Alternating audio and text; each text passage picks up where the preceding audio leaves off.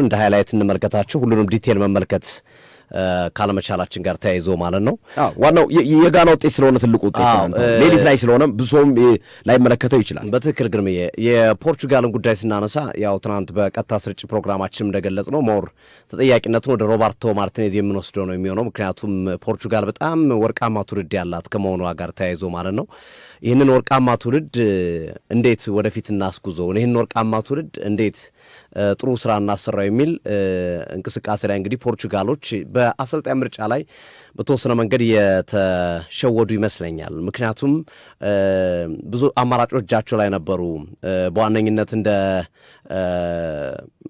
ጆዜ ሞሪኖ አይነት አሰልጣኞች ይህንን ብሔራዊ ቡድን መያዝ የሚችሉበት እድል ቢኖር ኑሮ በትልቁ ልዩነትን መፍጠር የሚቻልበት አጋጣሚ ሊሆን የሚችልበት ሂደት ይፈጠር ነበር ሌሎችም አማራጮች ካርሎ አንቸሎቲ ኢቭን የብራዚል ብሔራዊ ቡድን አሰልጣኝ ሆነው አልተሾሙም ነበር ሮበርቶ ማርቲኔዝ በአሰልጣኝነት ሲቀጠሩ ለፖርቹጋል ብሔራዊ ቡድን ፕሮፋይላቸው በእርግጥ ኤቨርተንን አሰልጥነዋል ከዛ በፊትም ሌሎች ክለቦችን አሰልጥነዋል ቤልጂየምን አሰልጥነዋል ግን የሮበርቶ ማርቲኔዝ ያጫወት መንገድ በተለይ ከዚህ ከታለንት ጋር በተያያዘ ከባለተሰጥኦ ተጫዋቾች ጋር በተያያዘ እርሳቸው የሚከተሉት ያጫወት መንገድና ባለተሰጥኦቹ ያላቸውን አቅም ከማውጣት ጋር ተያይዞ ልዩነት አለ ተብሎ ይታመናል ይሄ እንግዲህ የቤልጂየም ብሔራዊ ቡድን ምስክር ነው በተደጋጋሚ እንደምናነሳው ወርቃማው ትውልድን ያባከኑ ሰው ናቸው ተብሎ ይታማሉ በእርግጥ ዓለም ዋንጫ አራት ውስጥ የገቡበትን ሂደት ተመልክተናል የቤልጂየም ብሔራዊ ቡድን ነገር ግን በቂ አልነበረም ከነበራቸው በጣም ምርጥ ትውልድ አንጻር እነ ቪንሰንት ኮምፓኒ ኤዲን ሃዛርድን ኬቨን ድብሩነን ይዘ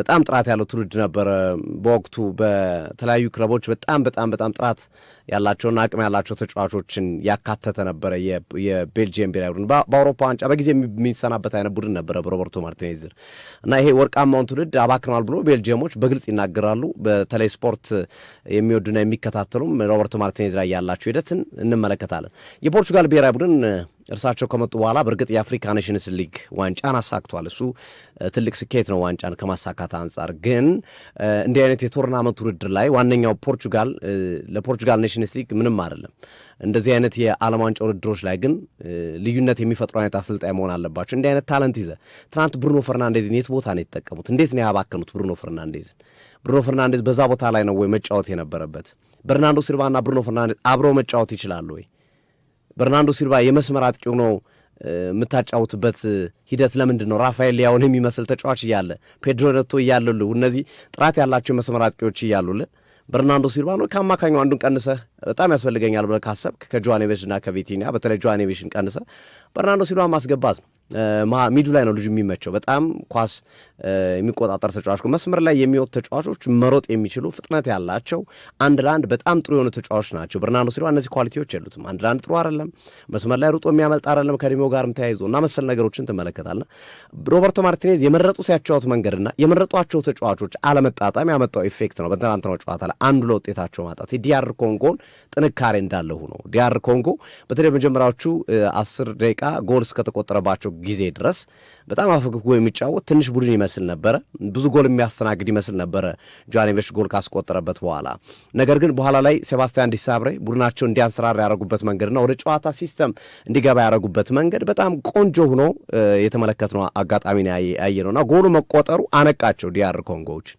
በዛ ላይ የምፓሲ ሴቦች በጣም ይገራርሙ ነበር ሰከንድ ሃፍ ላይ ክርስቲያኖ ሮናልዶ አንድ ሁለት ኳሶችን ሞክሮ ወደ ውጭ ወጡባት አጋጣሚዎችም የሚጠቀሱ ነበሩና እነዛ ኢፌክቶች የመጡት ራፋኤል ሊያው ከገባ በኋላ የመስመር አጥቂዎቹ እንደነ በርናንዶ ሲልቫ አይነት ተጫዋቾችን አስወጥተው ብሩኖ ፈርናንዴዝን አድቫንስድ የሆነ ሮል ወይም ወደ አታኪንጉ ተጠግቶ እንዲጫወት ሲያደርጉት ሞር ክሬቲቪቲያቸው የጨመረበት ሂደት ነበርና ያንን የፈቀዱበት ሂደት ወይም ያንን ሳያደርጉ የቀሩበት ሂደት የሚያስቆጫቸው ይመስለኛል ክርስቲያኖ ሮናልዶ ተናግሯል ዓለም ዋንጫ ላይ የተለመደ ነገር ነው ባጀማመርህ አትወቀስም ባጀማመር አትደነቅም የሚል አስተያየቱን የሰጠው ክርስቲያኖ ሮናልዶ ምክንያቱም ብዙ የሚስተካከሉ ነገሮች እንዳሉ የምንመለከትበት ነው እድል ይሰጠናል የብድብ ጨዋታዎች በደንብ እድል ይሰጣሉ ነገሮችን ለማስተካከል የሚመቹ ከመሆናቸው ጋር ተያይዞ እድል ይሰጣሉና እነዚህን እድሎች እንጠቀምባቸዋለን ምን ላይ ነው ድክመታችን የሚለው እንድናይ ያደረገን ጨዋታ ስለሆነ የዲአር ኮንጎ ጨዋታ እሱ እናደርጋለን ግን ብዙ ክሬቲቪቲ ፈጥረን ነበር እድለኞችም አልነበረም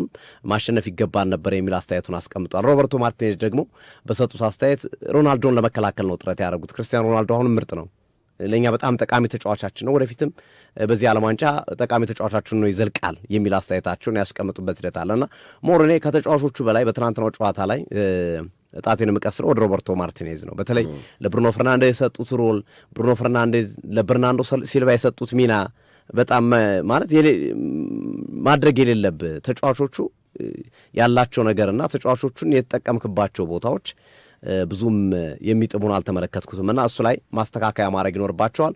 ፖርቹጋል ግን እንደ አጠቃላይ እንደ ቡድን ሲመለከተው ተከላካይ መስመሩ ጥያቄ የሚስነሳበት ነው። ምናልባት ሮቢን ዲያስ ከጉዳት አገግሞ መጥቶ ካላስተካከለላቸው ትንሽ አስቸጋሪ ይመስለኛል። እሱ መጥቶ አስተካክሎላቸው ተከላካይ መስመሩን ማጠናከር ካልቻለ እንግዲህ እንደምንመለከተው ትንሽ የተከላካይ መስመሩ ላይ ከአማካኙ ከአጥቂው አንጻር ስንመለከተው የፖርቹጋል ብሔራዊ ቡድን ተከላካይ መስመሩን ጥያቄ ተነሳበታል። ስፔሻሊ ሁለቱ የማል ተከላካዮች ቶማስ አራዦና እንደዚሁም ደግሞ ሌላኛው የተከላካይ መስመር ተጫዋቻቸው ያላቸው ጥምረት ሬናቶ ቬጋ ጠንካራ አጥቂ ቢያገኛቸው ጠንካራ እንደነ ጀርመን እንደነ ፈረንሳይ እንደነ እንግሊዝ አይነት ጥራት ያላቸው የአጥቂ መስመር ተጫዋቾች ቢያገኟቸው ፍርክርካቸው የሚወጡ እንደሆነ መመልከት ይቻላልና እዛ ላይ መስራት ያስፈልጋል። ሮቢን ዲያስ ከደረሰላቸው ምናልባት እሱን ሊያስተካክል የሚችልበትን አጋጣሚ እንዳለ መመልከት እንችላለንና ያው ፖርቹጋል ትልቅ ቡድን ስለሆነች ነው በድጋሚ ጉዳይ ያነሳ ነው። ትናንት ማታ በደንብ በስፋት አንስተነዋል። እንደው ትንሽ ጨዋታው ላይ ያልተመለከቱ ካለ መጠነኛ ሃይላይት ለመስጠት ከማሰብ አንጻር ነውና ዲአር ኮንጎ ጥሩ ቡድን ነው። ጥሩ ሊሄድ የሚችል ቡድን እንደሆነ መናገር ይቻላል። ጥሩ ማለፍ ላይ ምናምን መግባት የሚችል 16 ውስጥ ምናምን ሊገባ የሚችል አይነት ቡድን እንደሆነ መናገር ይቻላል። ከዚህ ጋር ተያይዞ ትንሽ ነገር ለመጨመር ያክል ያው አብዛኛውን ነገር ትናንት ቀጥታ ስርጭት ላይ ያነሳናቸው ጉዳዮች አሉ። ዲሞክራቲክ ሪፐብሊክ ኮንጎ 52 ዓመት ነው የጠበቀችው ባይዘወይ ዓለም ዋንጫ ለመካፈል ለመሳተፍ ትናንት የተጫወተችው ከ52 ዓመት በኋላ ነው። ያ ማለት በ1974 እንደ አውሮፓውያን አቆጣጠር ዛይር ተብላ በምትጠራበት የቀድሞ መጠሪያዋ ወቅት በዓለም ዋንጫ ተሳታፊ ነበረች ጀርመን ላይ። በዚህም መሰረት ሶስቱንም የምድቧን ጨዋታዎች ተሰናብታ አንድም ጎል ሳታስቆጥር የወጣች ሀገር ነች። ሶስቱንም ጨዋታዎች ተሸንፋ በስኮትላንድ 2-0 ተሸነፈች፣ በዩጎዝላቪያ 9-0 ተሸነፈች፣ በብራዚል 3-0 ተሸነፈች። 14 ጎል አስተናግዳ አንድም ጎል ሳታስቆጥር በ1974 የወጣች ሀገር ነች። ከዓለም ዋንጫው የመጀመሪያ ዓለም ዋንጫ ተሳትፏን 17 ጎል አስተናግዳ አንድም ጎል ሳታገባ ተሰናባች የሆነች ሀገር ነች።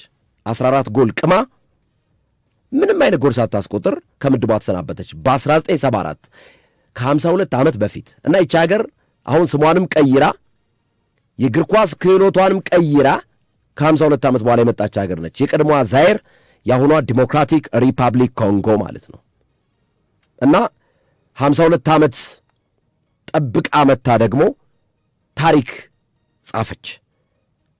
ታሪኩ የተጻፈው ምንድን ነው? አንደኛ ከ52 ዓመት በኋላ ወደ ዓለም ዋንጫው መምጣቷ ለሁለተኛ ጊዜ ነው ባይዘው በዓለም ዋንጫ ዲሞክራቲክ ሪፐብሊክ ኮንጎ ስትሳተፍ። ቀድሞ ዛይር በሚለው ነው።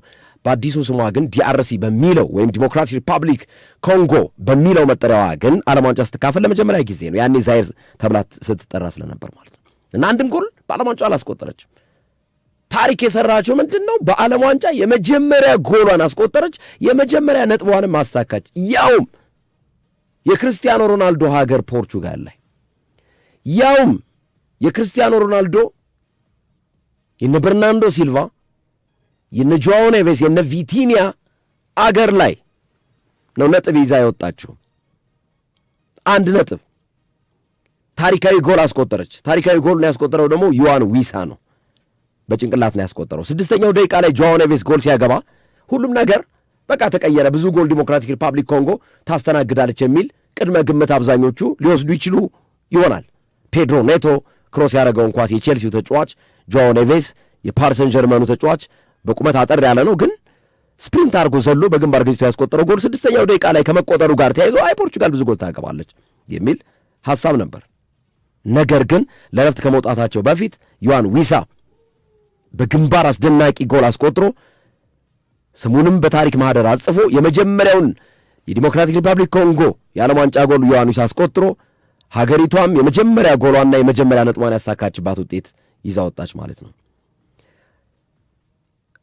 በትናንቱ ጨዋታ ጥሩ እንቅስቃሴ ሲያደርጉ ከነበሩ ተጫዋቾች መካከል አየል ሙካው አንዱ ነው። ንጋል አየል ሙካው ተቀይሮ ወጥቷል እና ጥያቄ ቀርቦለት ነበር። ከቲኤንቲ ስፖርት ጋር የቀረበለት ጥያቄ ስለ ክርስቲያኖ ሮናልዶ ነበር።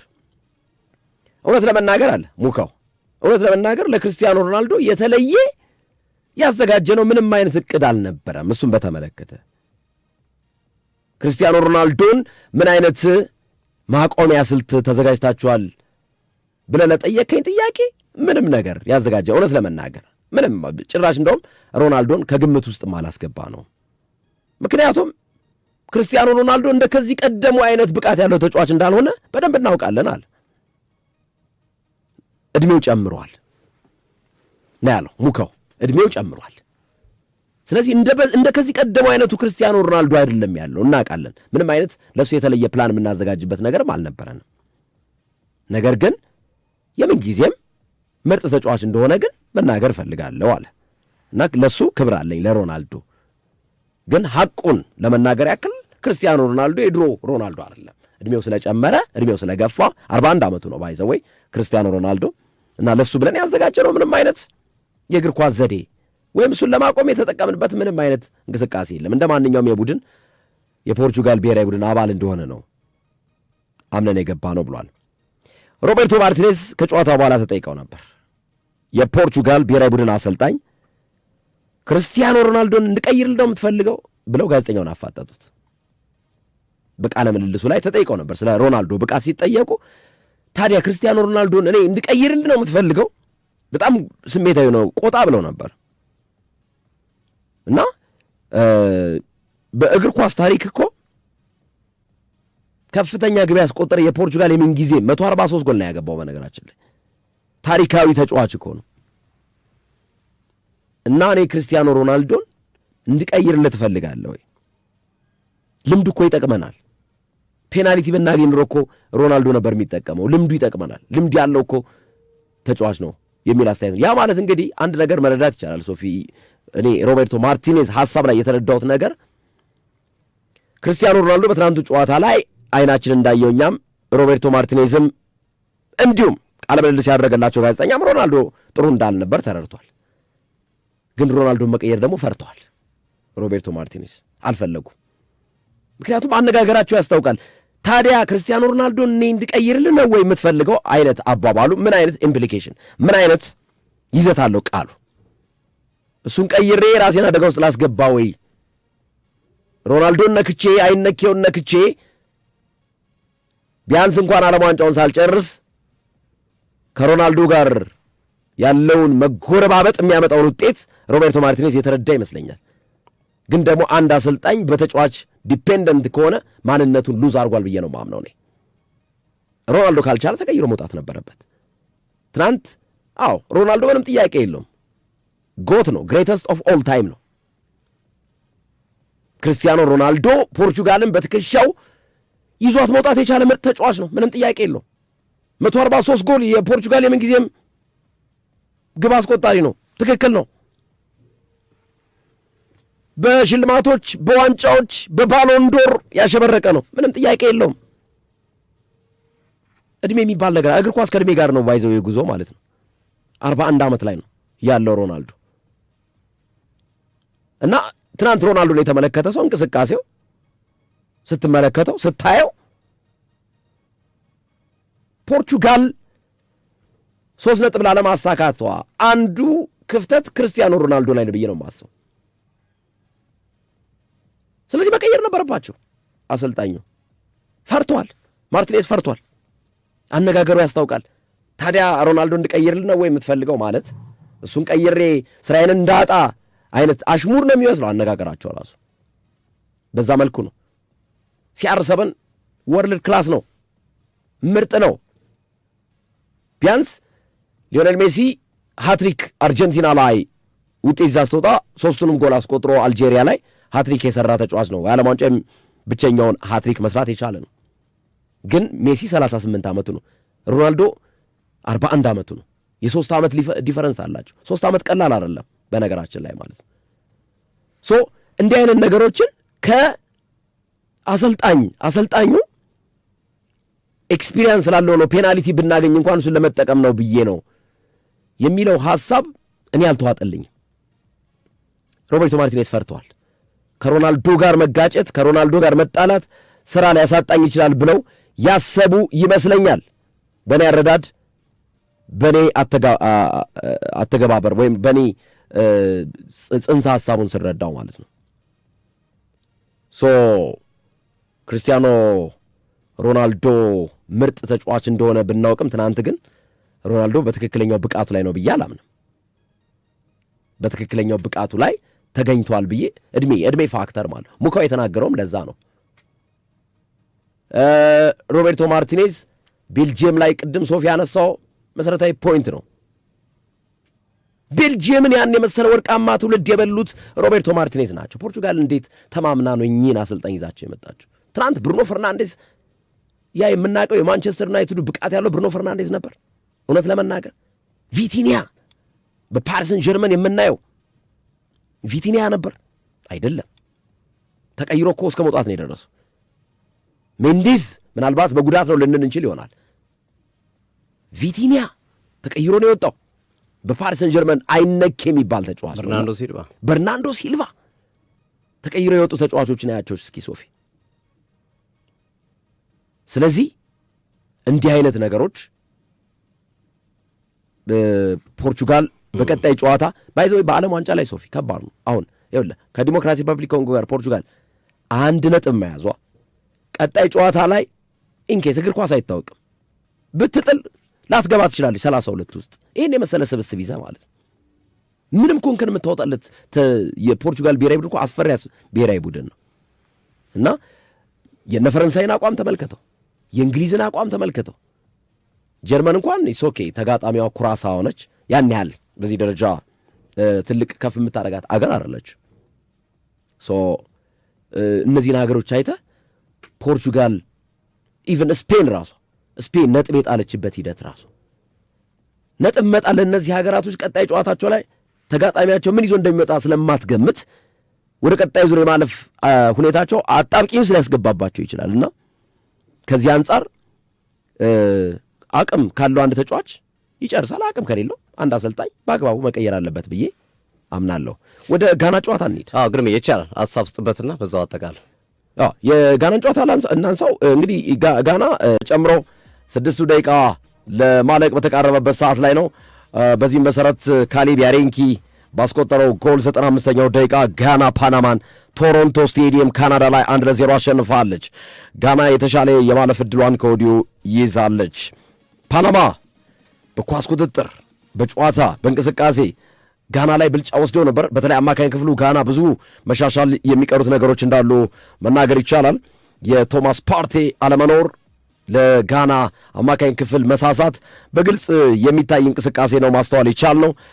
ጋና እንግዲህ በቀጣይ ጨዋታ ከምድቡ መሪ ከእንግሊዝ ጋር በቦስተን ማክሰኞ ጨዋታዋን ታደርጋለች። ይሄ ከባድ ጨዋታ ነው፣ ግን 3 ነጥብ ማሳካቷ ቢያንስ ጥሩ ሶስተኛ ሆና ለማለፍ የምትችልበትን እድል በሰፊ ሁኔታ ታሰፋለች። ክሮሻ ስላለች እዚህ ምድብ ላይ ወይም ደግሞ ወይ ከእንግሊዝ ወይ ከክሮሻ ካንዳቸው ነጥብ ከተጋራች ጋና በአስተማማኝ ሁኔታ ቀጣዩን 32 ቡድኖች የምትቀላቀልበት እድል ሰፊ ይሆናል።